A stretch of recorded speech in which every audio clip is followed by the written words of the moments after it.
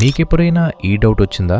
అదేంటంటే వెంకటేశ్వర స్వామికి ఇద్దరు భార్యలు కదా, కానీ పెళ్లి కార్డుల్లో పద్మావతి అమ్మవారు ఒక్కలే ఉంటారేంటి మరి, లక్ష్మీదేవి ఎందుకుండరు అని నా సందేహం. అప్పుడే మన పురాణాల్లో చెప్పిన మాట గుర్తొచ్చింది.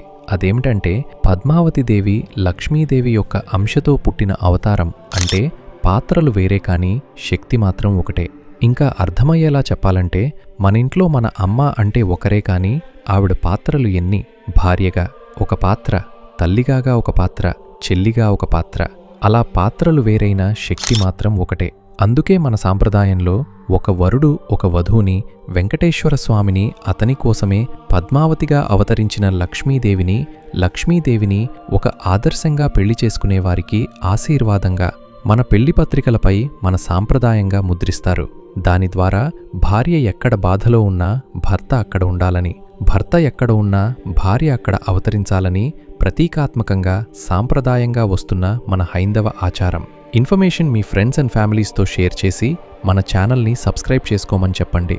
అలాగే మీరు కూడా సబ్స్క్రైబ్ చేసుకోండి.